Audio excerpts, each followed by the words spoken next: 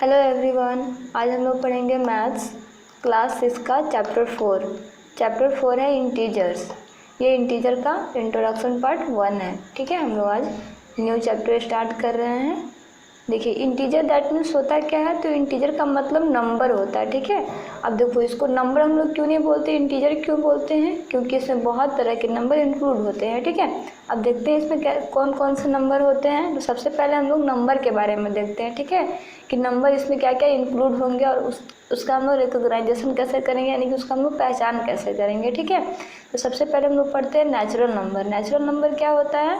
Natural number वो number होता है जो 1 से स्टार्ट होता है। ठीक है, 1 से स्टार्ट होता है, 1 2 3 4 ऑल पॉजिटिव नंबर, ये कंटिन्यूसली बढ़ते जाता है इनफाइनाइट तक, तो हम लोग इसको नेचुरल नंबर बोलते हैं। ठीक है, होल नंबर क्या होता है? तो होल नंबर ऑलवेज 0 से स्टार्ट होता है, 0 1 2 3, ये भी ऑल पॉजिटिव नंबर होता है और सारा इनफाइनाइट तक बढ़ते जाता है। ठीक है, नेगेटिव नंबर जो माइनस से स्टार्ट होता है। ठीक है, वो -1 -2 -3 इस तरह से डॉट डॉट करके आगे बढ़ते चला जाता है। ठीक है, तो हम लोग फाइनली देखते हैं कि इंटीजर किस तरह का नंबर होता है। ठीक है, integer is a whole number that can be positive, negative और 0। ठीक है, तो इंटीजर जो होता है वो होल नंबर होता है। देखो, होल नंबर में पॉजिटिव नंबर इंक्लूड होता है और 0 इंक्लूड होता है। ठीक है, और नेगेटिव नंबर मैंने अभी आपको तुरंत बताई हूँ कि नेगेटिव नंबर जो माइनस के साथ स्टार्ट होता है उसको लोग नेगेटिव नंबर बोलते हैं। तो ये सारे नंबर इंटीजर में प्रेजेंट होते हैं, इसीलिए हम लोग इसको नंबर ना बोल के इंटीजर बोलते हैं। ठीक है,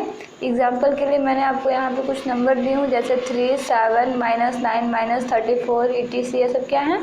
तो इंटीजर के एग्जाम्पल हैं। ठीक है, अब देखो हम लोग इंटीजर को नंबर लाइन में कैसे प्लॉट कर सकते हैं, यानी कि उसको नंबर लाइन के थ्रू कैसे रिप्रेजेंट कर सकते हैं। ठीक है, तो integer on A number line, हम लोग 5 के लिए एक नंबर लाइन बनाते हैं और 7 के लिए। मैं यहाँ पे दोनों नंबर को एक ही लाइन में दिखाई हूँ, आप इसको चाहो तो अलग अलग करके भी बना सकते हो। ठीक है, तो देखो 5 बनाना है। ठीक है, तो 5 और -7 है, यानी कि हम लोग इसको जब लाइन में रिप्रेजेंट करते हैं तो लाइन में हम लोग को मिड में यानी कि बीच में हम लोगों को 0 नंबर लिखना होता है। ठीक है, तो आप इसको ऑलवेज याद रखना कि हम लोग जब भी नंबर लाइन में कोई भी नंबर को रिप्रेजेंट करते हैं तो मिड में यानी कि बीच में हम लोग 0 लिखते हैं और 0 के राइट साइड में जो होता है वो हम लोग प्लस नंबर को काउंट करते हैं और 0 के लेफ्ट साइड में जो होता है वो हम लोग माइनस नंबर को काउंट करते हैं। ठीक है, अब इसमें भी काउंटिंग ध्यान में रखना होता है कि 0 के बाद डायरेक्ट हम लोग 7 8 नहीं करते, 0 के बाद हम लोग 1 से स्टार्ट करते हैं। ठीक है, राइट साइड में 1 और लेफ्ट साइड में -1, इस तरह से हम लोग स्टार्ट करते हैं। हम लोगों को जितना भी नंबर का ज़रूरत हो उस तरह से हम लोग नंबर को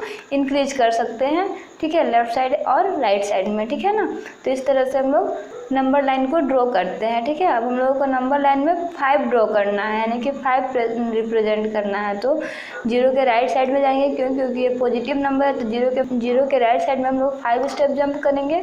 तो 0 से 1 1 हुआ, 1 से 2 2 हुआ और 2 से 3 3 हुआ और 3 से 4 4 हुआ और 4 से 5 5 हुआ। ठीक है, तो इस तरह से हम लोग 5 नंबर को रिप्रेजेंट करते हैं। इसी तरह से हम लोग माइनस में हम लोगों को दिखाना है -7। ठीक है, तो -7 भी करने के लिए हम लोग 0 के लेफ्ट साइड में कैलकुलेट करते हैं। तो 0 के लेफ्ट साइड में हम लोग 7 स्टेप काउंट करते हैं, तो 7 स्टेप में हम लोगों का -7 आता है। ठीक है, तो इस तरह से हम लोग इंटीजर को नंबर लाइन में प्लॉट करते हैं। ठीक है, चलिए नेक्स्ट देखते हैं।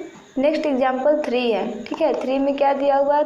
The distance between 3 and -3। ठीक है, यानी कि आपको डिस्टेंस फाइंड आउट करना है। कोई भी नंबर लाइन दिया है, यानी कि अगर आपको बोला जाए कि आप डिस्टेंस फाइंड आउट करो किसी भी नंबर का अकॉर्डिंग टू नंबर लाइन, तो आप उसको कैसे फाइंड आउट करोगे? ठीक है, जैसे +3 से लेके -3 तक का नंबर दिया हुआ है। ठीक है ना, तो आप नेगेटिव से लेके पॉजिटिव तक पूरा का पूरा नंबर को ड्रॉ करोगे और फिर काउंट करके लिखोगे कि वो कितना नंबर हुआ। ठीक है, जैसे हम यहाँ से स्टार्ट करते हैं, माइनस से स्टार्ट करते हैं, -3 से काउंट करके 0 तक, फिर 0 से +3 हो जाते हैं। ठीक है, तो इसका डिस्टेंस कितना निकलता है? 6 यूनिट निकलता है। देखो अब हम लोग नेक्स्ट देखते हैं एग्जाम्पल 4 में क्या है? Distance between 6 to -6। तो -6 से लेके हम लोग +6 तक के नंबर लाइन को ड्रॉ करते हैं और काउंट करते हैं कि कितना नंबर आता है। ठीक है, तो -6 से लेके +6 तक नंबर जो होता है वो 12 होता है, ठीक है।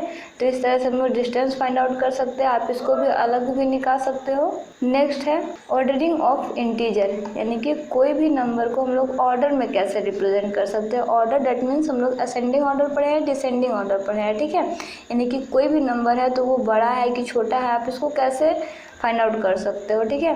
तो इसके लिए मैं यहाँ पे कुछ एग्जांपल देती हूँ जिससे आपको समझ आएगा कि ऑर्डरिंग ऑफ इंटीजर्स होता क्या है, ठीक है। तो देखो यहाँ पे -2 दिया हुआ, -20 दिया हुआ। अगर आपको बोला जाए कि -2 बड़ा है या -20 बड़ा है, तो आप इसको हमेशा याद रखना कि कोई भी नंबर जो माइनस में होता है वो छोटा नंबर बड़ा होता है और बड़ा नंबर छोटा होता है ऑलवेज, ठीक है।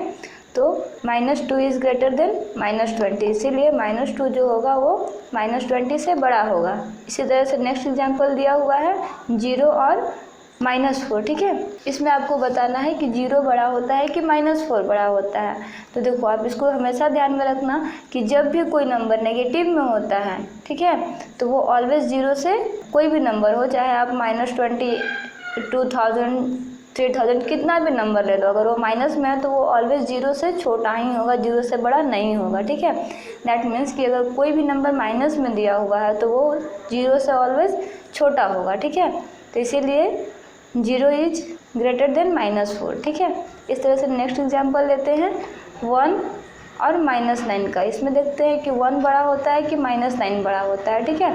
तो इसमें भी 1 बड़ा होता है, क्यों? क्योंकि ये पॉजिटिव दिया हुआ है, positive number always negative number से बड़ा होता है। अगर आप नेगेटिव नंबर में 2000 लिखते हो और पॉजिटिव नंबर में सिर्फ 1 लिखते हो तो ऑलवेज 1 बड़ा होगा, -2000 बड़ा नहीं होगा, ठीक है। इसी तरह से -25 एंड 0 दिया हुआ है, तो इसमें भी 0 ही बड़ा होगा, -25 तो बड़ा होगा नहीं, क्योंकि मैं यहाँ पे कंडीशन आपको पहले ही बता चुकी हूँ, ठीक है। चलिए नेक्स्ट टॉपिक देखते हैं। नेक्स्ट है absolute value of integers. That means कोई भी इंटीजर दिया हुआ है तो उसका हम लोग एब्सोल्यूट वैल्यू कैसे निकालेंगे। एब्सोल्यूट वैल्यू का मतलब क्या होता है? जो ऑलवेज पॉजिटिव होता है, ठीक है। यानी कि अगर कोई भी नंबर किसी भी तरह से दिया हुआ हो, किसी भी तरह से दिया हो, तो आप उसको पॉजिटिव कैसे बना सकते हो? दैट मीन्स एब्सोल्यूट वैल्यू, ठीक है।